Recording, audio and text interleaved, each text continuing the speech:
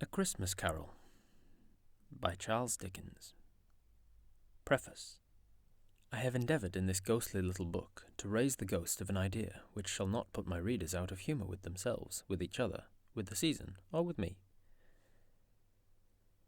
May it haunt their houses pleasantly, and no one wish to lay it. Their faithful friend and servant, Charles Dickens. Stave 1. Marley's Ghost. Marley was dead, to begin with. There is no doubt whatever about that. The register of his burial was signed by the clergyman, the clerk, the undertaker, and the chief mourner. Scrooge signed it, and Scrooge's name was good upon change for anything he chose to put his hand to. Old Marley was as dead as a doornail. Mind, I don't mean to say that I know of my own knowledge what there is particularly dead about a doornail.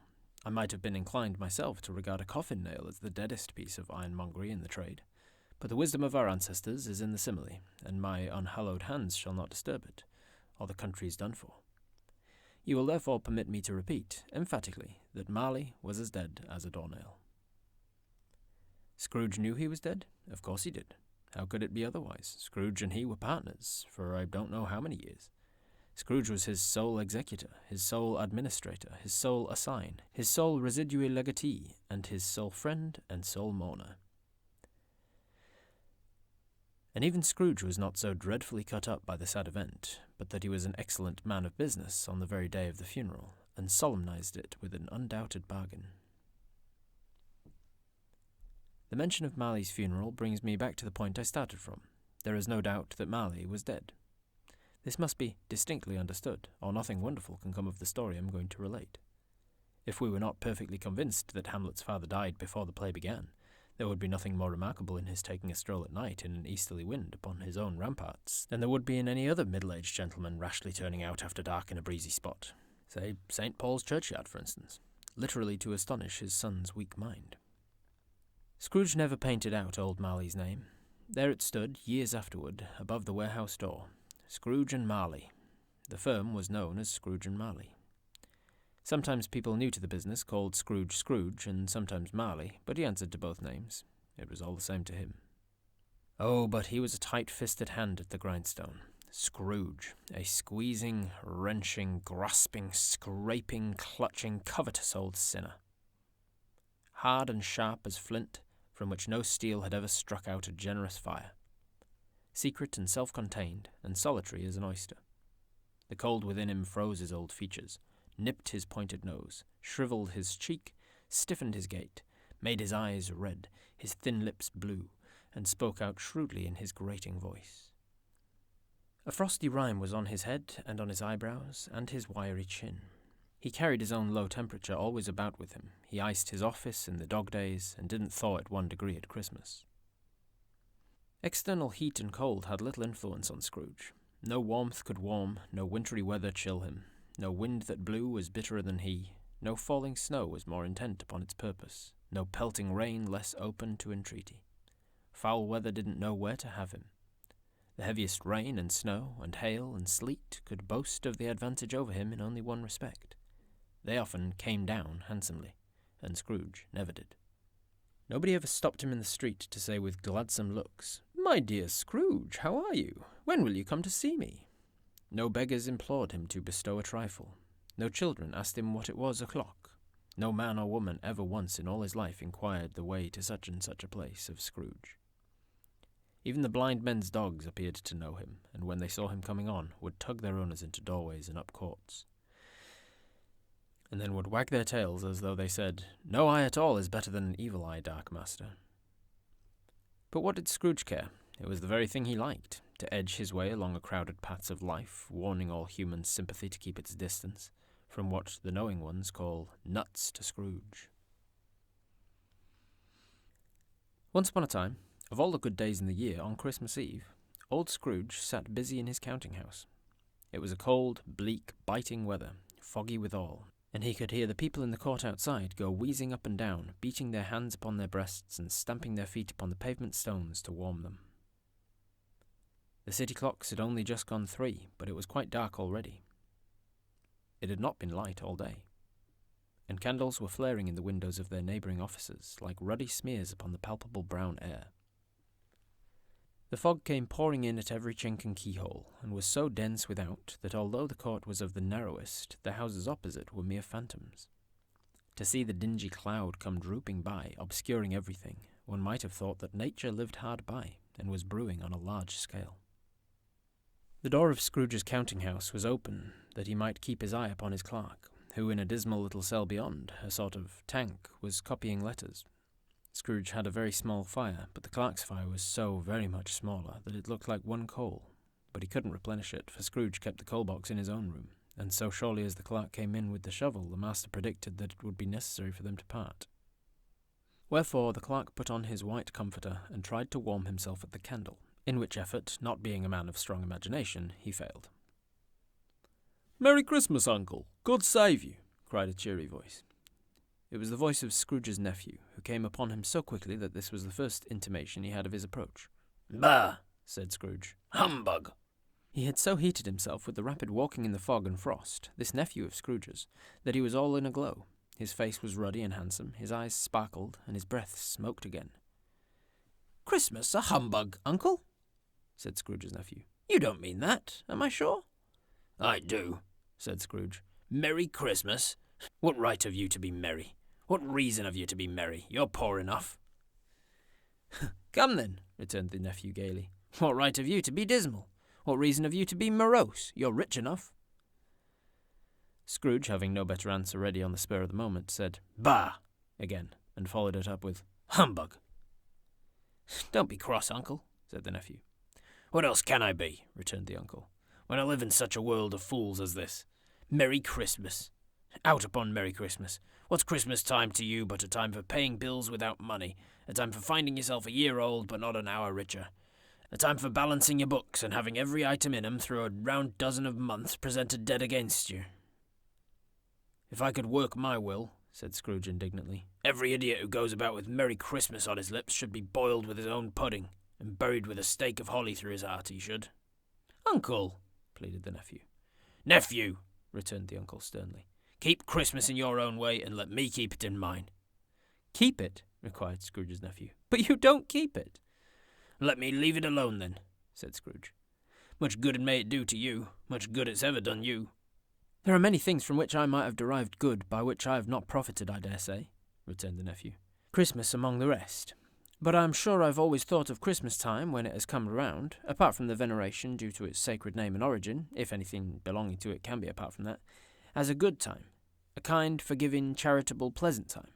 The only time I know of, in the long calendar of the year, when men and women seem by one consent to open their shut-up hearts freely, and to think of people below them as if they really were fellow passengers to the grave, and not another race of creatures bound on other journeys. And therefore, Uncle, though it has never put a scrap of gold or silver in my pocket, I believe it has done me good, and will do me good. And I say again, God bless it." The clerk in the tank involuntarily applauded. Becoming immediately sensible of the impropriety, he poked the fire and extinguished the last frail spark forever. "Let me hear another sound from you," said Scrooge, "and you'll keep Christmas by losing your situation. You're quite a powerful speaker, sir," he added, turning to his nephew. "I wonder why you don't go into Parliament." "Oh, don't be angry, Uncle. Come, dine with us tomorrow." Scrooge said that he would see him. Yes, indeed he did. He went the whole length of the expression, and said that he would see him in that extremity first. "But why?"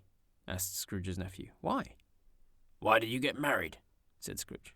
"Because I fell in love." "Because you fell in love," growled Scrooge, as if that were the only one thing in the world more ridiculous than a Merry Christmas. "Good afternoon." "Nay, Uncle, but you never came to see me before that happened. Why give it as a reason for not coming now?" "Good afternoon," said Scrooge. "I want nothing from you. I ask nothing from you. Why cannot we be friends?" "Good afternoon," said Scrooge. "I am sorry with all my heart to find you so resolute. We have never had any quarrel to which I have been a party, but I have made the trial in homage to Christmas, and I'll keep my Christmas humour to the last. So, a Merry Christmas, Uncle." "Good afternoon," said Scrooge. "And a Happy New Year." "Good afternoon," said Scrooge. His nephew left the room without an angry word, notwithstanding.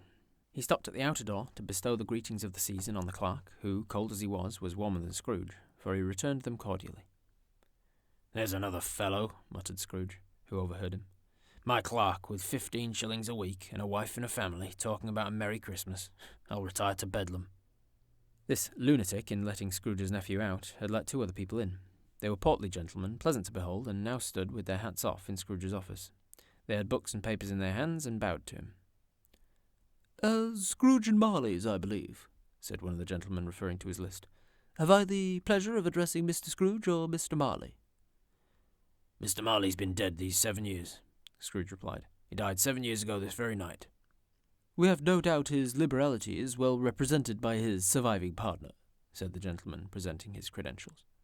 It certainly was, for they had been 2 kindred spirits. At the ominous word liberality, Scrooge frowned and shook his head and handed the credentials back.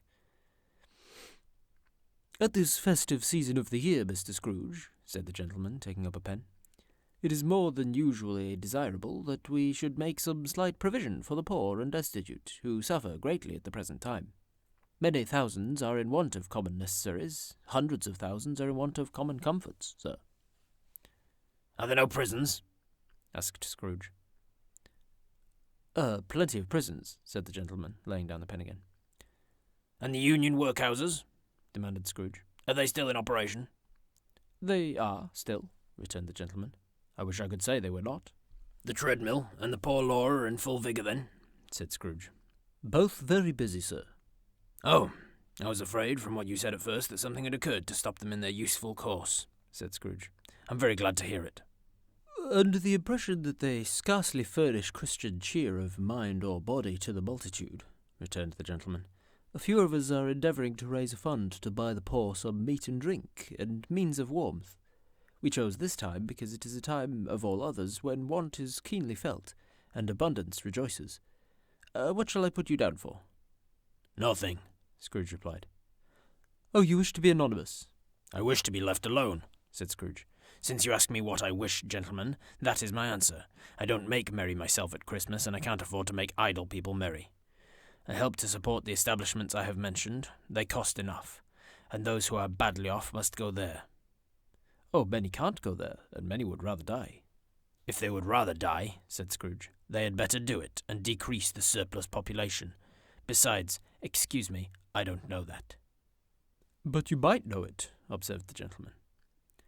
It's not my business, Scrooge returned. It's enough for a man to understand his own business and not to interfere with other people's. Mine occupies me constantly. Good afternoon, gentlemen. Seeing clearly that it would be useless to pursue their point, the gentleman withdrew. Scrooge resumed his labours with an improved opinion of himself, and in a more facetious temper than was usual with him. Meanwhile, the fog and darkness thickened so that people ran about with flaring links, proffering their services to go before horses and carriages and conduct them on their way. The ancient tower of a church, whose gruff old bell was always peeping slyly down at Scrooge out of a Gothic window in the wall, became invisible, and struck the hours and quarters in the clouds with tremulous vibrations afterwards, as if its teeth were chattering in its frozen head up there. The cold became intense. In the main street, at the corner of the court, some labourers were repairing the gas pipes, and had lighted a great fire in a brazier, round which a party of ragged men and boys were gathered, warming their hands and winking their eyes before the blaze in rapture. The water plug being left in solitude, its overflowings sullenly congealed, and turned to misanthropic ice. The brightness of the shops where holly sprigs and berries crackled in the lamp heat of the windows made pale faces ruddy as they passed. Poulterers' and grocers' trades became a splendid joke, a glorious pageant with which it was next to impossible to believe that such dull principles as bargain and sale had anything to do. The Lord Mayor, in the stronghold of the mighty mansion house, gave orders to his 50 cooks and butlers to keep Christmas as a Lord Mayor's household should, and even the little tailor, whom he had fined 5 shillings on the previous Monday for being drunk and bloodthirsty in the streets, stirred up tomorrow's pudding in his garret, while his lean wife and the baby sallied out to buy the beef. Foggier yet, and colder. Piercing, searching, biting cold. If the good Saint Dunstan had but nipped the evil spirit's nose with a touch of such weather as that, instead of using his familiar weapons, then indeed he would have roared to lusty purpose. The owner of one scant young nose, gnawed and mumbled by the hungry cold, as bones are gnawed by dogs, stooped down at Scrooge's keyhole to regale him with a Christmas carol, but at the first sound of "God bless you, merry gentlemen, may nothing you dismay," Scrooge seized the ruler with such energy of action that the singer fled in terror, leaving the keyhole to the fog and even more congenial frost. At length the hour of shutting up the counting-house arrived. With an ill will, Scrooge dismounted from his stool and tacitly admitted the fact to the expectant clerk out in the tank, who instantly snuffed his candle out and put on his hat. "You'll want all day tomorrow, I suppose," said Scrooge. If quite convenient, sir. "It's not convenient," said Scrooge, "and it's not fair. If I was to stop £0.50 for it, you'd think yourself ill-used, I'll be bound." The clerk smiled faintly. "And yet," said Scrooge, "you don't think me ill-used when I pay a day's wages for no work?" The clerk observed that it was only once a year. "A poor excuse for picking a man's pocket every 25th of December," said Scrooge, buttoning his great coat to the chin. "But I suppose you must have the whole day. Be here all the earlier next morning." The clerk promised that he would, and Scrooge walked out with a growl. The office was closed in a twinkling, and the clerk, with the long ends of his white comforter dangling below his waist, for he boasted no greatcoat, went down a slide on Cornhill at the end of the lane for boys 20 times in honour of it being Christmas Eve, and then ran home to Camden Town as hard as he could pelt to play at blind man's buff. Scrooge took his melancholy dinner in his usual melancholy tavern, and having read all the newspapers and beguiled the rest of the evening with his banker's book, went home to bed. He lived in chambers which had once belonged to his deceased partner. They were a gloomy suite of rooms in a lowering pile of building up a yard where it had so little business to be that one could scarcely help fancying it must have run there when it was a young house, playing at hide-and-seek with other houses, and forgotten the way out again. It was old enough now, and dreary enough, for nobody lived in it but Scrooge, the other rooms being all let out as offices. The yard was so dark that even Scrooge, who knew its every stone, was fain to grope with his hands. The fog and frost so hung about the black old gateway of the house that it seemed as though the genius of the weather sat in mournful meditation on the threshold. Now, it is a fact that there was nothing at all particular about the knocker on the door, except that it was very large. It is also a fact that Scrooge had seen it, night and morning, during his whole residence in that place. Also that Scrooge had as little of what is called fancy about him as any man in the city of London, even including, which is a bold word, the corporation, aldermen, and livery. Let it also be borne in the mind that Scrooge had not bestowed one thought upon Marley since his last mention of his 7 years dead partner that afternoon. And then let any man explain to me, if he can, how it happened that Scrooge, having his key in the lock of the door, saw in the knocker, without its undergoing any intermediate process of change, not a knocker, but Marley's face. It was not in impenetrable shadow, as the other objects in the yard were, but had a dismal light about it, like a bad lobster in a dark cellar. It was not angry or ferocious, but looked at Scrooge as Marley used to look, with ghostly spectacles turned up on its ghostly forehead. The hair was curiously stirred, as if by breath or hot air, and though the eyes were wide open, they were perfectly motionless. That and its living colour made it horrible, but its horror seemed to be in spite of the face and beyond its control, rather than a part of its own expression. As Scrooge looked fixedly on this phenomenon, it was a knocker again. To say that he was not startled, or that his blood was not conscious of a terrible sensation to which it had been a stranger from infancy, would be untrue. But he put his hand upon the key he had just relinquished, turned it sturdily, walked in, and lighted his candle. He did pause with a moment's irresolution before he shut the door, and he did look cautiously behind it at first, as if he half expected to be terrified with the sight of Marley's pigtail sticking out into the hall. But there was nothing out the back of the door except the screws and nuts that held the knocker on. So he said, "Pooh-pooh," and closed it with a bang. The sound resounded through the house like thunder. Every room above, and every cask in the wine merchant's cellars below, appeared to have a separate peal of echoes of its own. Scrooge was not a man to be frightened by echoes. He fastened the door and walked across the hall, and up the stairs, slowly too, trimming his candle as he went. You may talk vaguely about driving a coach and six up a good old flight of stairs, or through a bad young Act of Parliament. But I mean to say, you might have got a hearse up that stairs, and taken it broadwise, with the splinter bar towards the wall and the door towards the balustrades, and done it easily. There was plenty of width for that, and room to spare, which is perhaps the reason why Scrooge thought he saw a locomotive hearse going before him in the gloom. Half a dozen gas lamps out of the street wouldn't have lighted the entry too well, so you may suppose that it was pretty dark with Scrooge's dip. Up Scrooge went, not caring a button for that. Darkness is cheap, and Scrooge liked it, but before he shut his heavy door, he walked through his rooms to see that all was right. He had just enough recollection of the face to desire to do that. Sitting room, bedroom, lumber room, all as they should be. Nobody under the table, nobody under the sofa. A small fire in the grate, spoon and basin ready, and the little saucepan of gruel, Scrooge had a cold in his head, upon the hob. Nobody under the bed, nobody in the closet, nobody in his dressing gown, which was hanging up in a suspicious attitude against the wall. Lumber room as usual, old fireguard, old shoes, 2 fish baskets, washing stand on 3 legs, and a poker. Quite satisfied, he closed his door and locked himself in, double-locked himself in, which was not his custom. Thus secured against surprise, he took off his cravat, put on his dressing gown and slippers and his nightcap, and sat down before the fire to take his gruel. It was a very low fire indeed, nothing on such a bitter night. He was obliged to sit close to it and brood over it before he could extract the least sensation of warmth from such a handful of fuel. The fireplace was an old one, built by some Dutch merchant long ago, and paved all round with quaint Dutch tiles designed to illustrate the scriptures. There were Cains and Abels, Pharaoh's daughters, queens of Sheba, angelic messengers descending through the air on clouds like feather-beds, Abraham's, Belshazzar's apostles putting off to sea in butter-boats, hundreds of figures to attract his thoughts. And yet that face of Marley, 7 years dead, came like the ancient prophet's rod and swallowed up the whole. If each smooth tile had been a blank at first, with power to shape some picture on its surface from the disjointed fragments of his thoughts, there would have been a copy of old Marley's head on every one. "Humbug," said Scrooge, and walked across the room. After several turns, he sat down again. As he threw his head back in the chair, his glance happened to rest upon a bell, a disused bell that hung in the room and communicated for some purpose now forgotten with a chamber in the highest story of the building. It was with great astonishment, and with a strange, inexplicable dread, that as he looked, he saw this bell begin to swing. It swung so softly in the outset that it scarcely made a sound, but soon it rang out loudly, and so did every bell in the house. This might have lasted half a minute, or a minute, but it seemed an hour. The bells ceased as they had begun, together. They were succeeded by a clanking noise, deep down below, as if some person were dragging a heavy chain over the casks in the wine merchant's cellar. Scrooge then remembered to have heard that ghosts in haunted houses were described as dragging chains.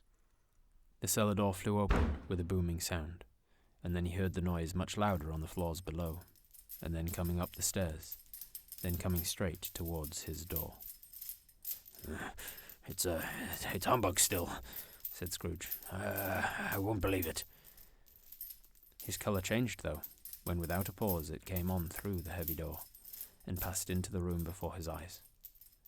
Upon its coming in, the dying flame leaped up, as though it cried, "I know him, Marley's ghost," and fell again. The same face, the very same. Marley in his pigtail, usual waistcoat, tights and boots, the tassels on the latter bristling like his pigtail, and his coat skirts, and the hair upon his head. The chain he drew was clasped around his middle.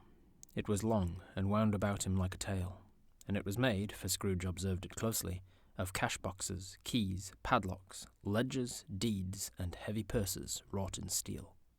His body was transparent, so that Scrooge, observing him and looking through his waistcoat, could see the 2 buttons on his coat behind. Scrooge had often heard it said that Marley had no bowels, but he had never believed it until now. No, nor did he believe it even now, though he looked the phantom through and through, and saw it standing before him, though he felt the chilling influence of its death-cold eyes, and marked the very texture of the folded kerchief bound about its head and chin, which wrapper he had not observed before. He was still incredulous, and fought against his senses. "How now?" said Scrooge, caustic and cold as ever. "What do you want with me?" "Much." Marley's voice, no doubt about it. "Who are you?"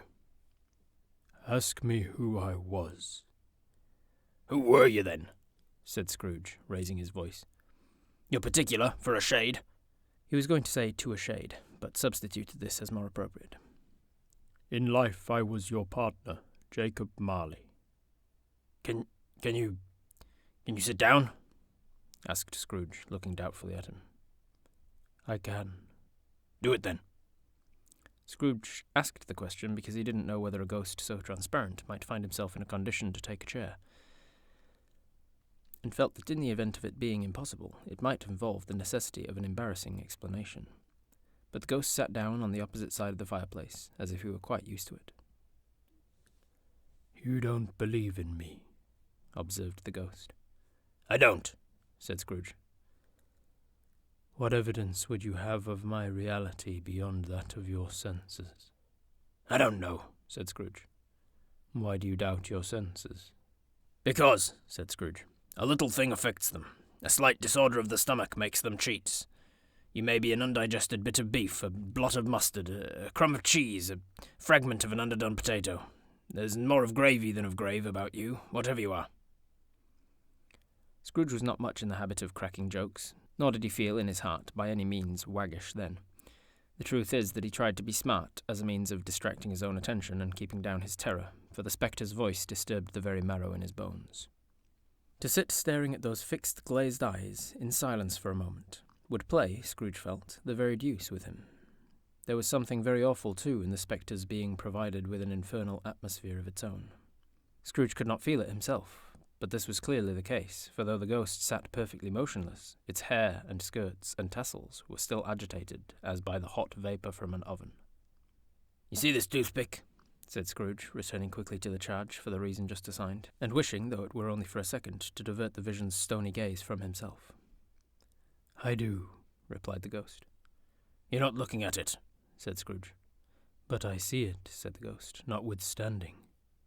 Well, returned Scrooge, I have but to swallow this, and be for the rest of my days persecuted by a legion of goblins, all of my own creation. Humbug, I tell you, humbug.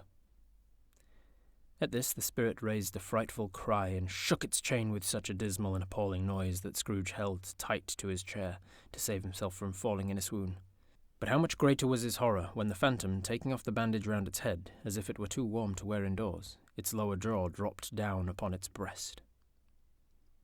Scrooge fell upon his knees and clasped his hands before his face.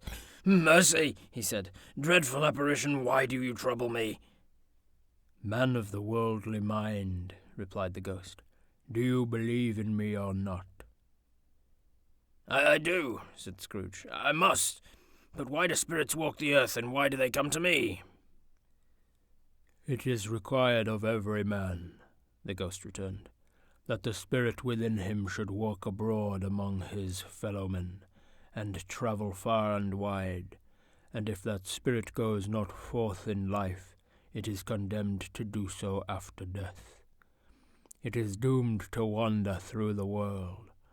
Oh, woe is me, and witness what it cannot share, but what might have shared on earth and turned to happiness." Again the spectre raised a cry and shook its chain and wrung its shadowy hands. "You are fettered," said Scrooge, trembling. "Tell me why." "I wear the chain I forged in life," replied the ghost. "I made it link by link, yard by yard. I girded it on of my own free will, and of my own free will wore it. Is its pattern strange to you?" Scrooge trembled more and more. "Or would you know," pursued the ghost, "the weight and length of the strong coil you bear yourself? It was full as heavy and as long as this 7 Christmas Eves ago. You have laboured on it since. It is a ponderous chain." Scrooge glanced about him on the floor in expectation of finding himself surrounded by some 50 or 60 fathoms of iron cable, but he could see nothing. "Jacob," he said imploringly. "Old Jacob Marley, tell me more. Speak comfort to me, Jacob." "I have none to give," the ghost replied.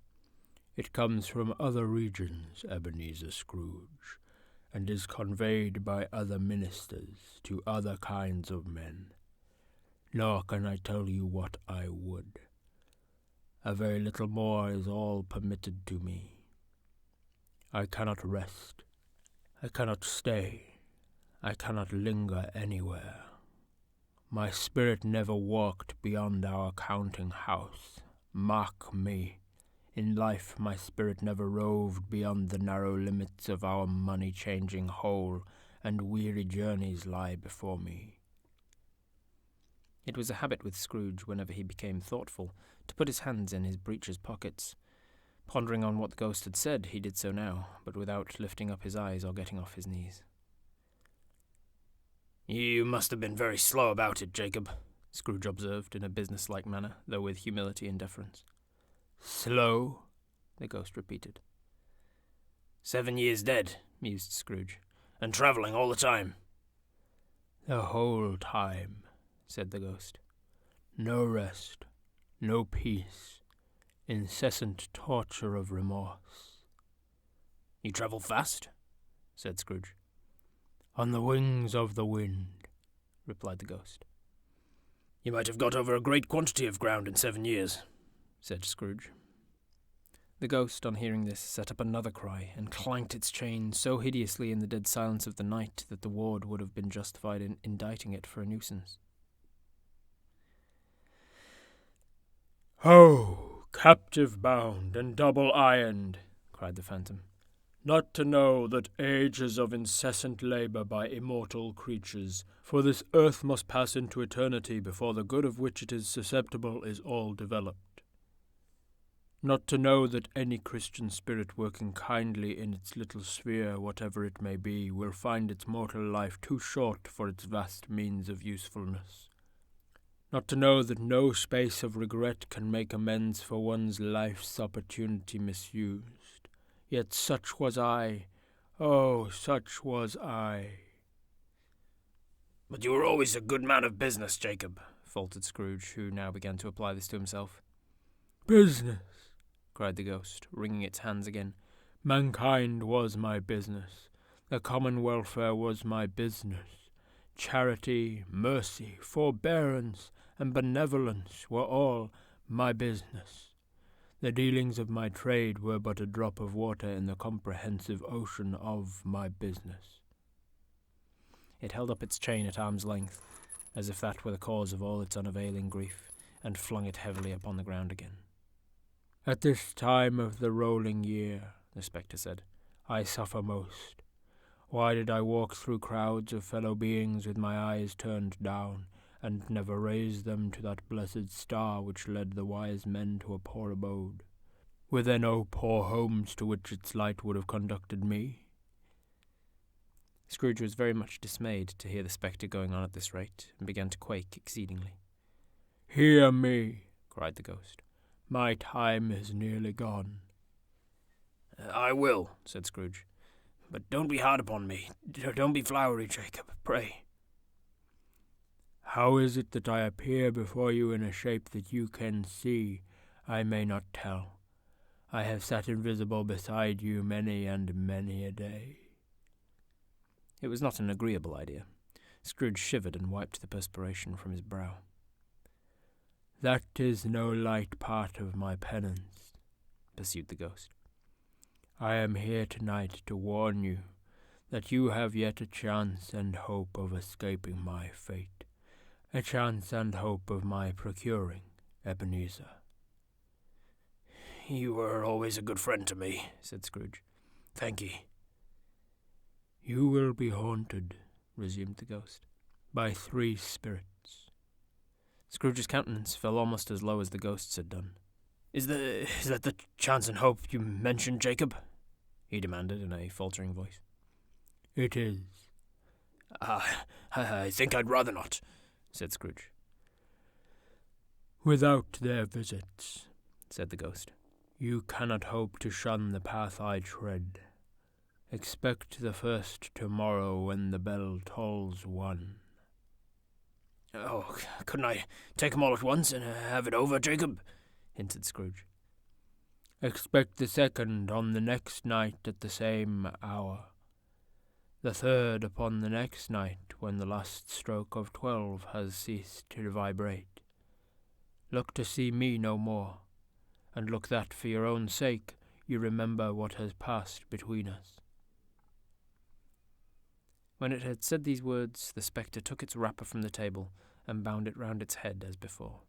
Scrooge knew this by the smart sound its teeth made when its jaws were brought together by the bandage. He ventured to raise his eyes again, and found his supernatural visitor confronting him in an erect attitude, with his chain wound over and about its arm. The apparition walked backward from him, and at every step it took, the window raised itself a little, so that when the spectre reached it, it was wide open. It beckoned Scrooge to approach, which he did. When they were within 2 paces of each other, Marley's ghost held up its hand, warning him to come no nearer. Scrooge stopped. Not so much in obedience as in surprise and fear, for on the raising of the hand he became sensible of confused noises in the air, incoherent sounds of lamentation and regret, wailings inexpressible, sorrowful, and self-accusatory. The spectre, after listening for a moment, joined in the mournful dirge, and floated out upon the bleak, dark night. Scrooge followed to the window, desperate in his curiosity. He looked out. The air was filled with phantoms, wandering hither and thither in restless haste, and moaning as they went. Every one of them wore chains like Marley's ghost. Some few, they might be guilty governments, were linked together, but none were free. Many had been personally known to Scrooge in their lives. He had been quite familiar with one old ghost in a white waistcoat with a monstrous iron safe attached to its ankle, who cried piteously at being unable to assist a wretched woman with an infant whom it saw below upon a doorstep. The misery with them all was clearly that they had sought to interfere for good in human matters and had lost their power forever. Whether these creatures faded into mist or mist enshrouded them, he could not tell, but they and their spirit voices faded together, and the night became as it had been when he walked home. Scrooge closed the window and examined the door by which the ghost had entered. It was double-locked, as he had locked it with his own hands, and the bolts were undisturbed. He tried to say humbug, but stopped at the first syllable. And being from the emotion he had undergone, or the fatigues of the day, or his glimpse of the invisible world, or the dull conversation of the ghost, or the lateness of the hour, much in need of repose, went straight to bed without undressing, and fell asleep upon the instant. Did you know that a number of my videos are also available as a podcast? Check out the links in the description below.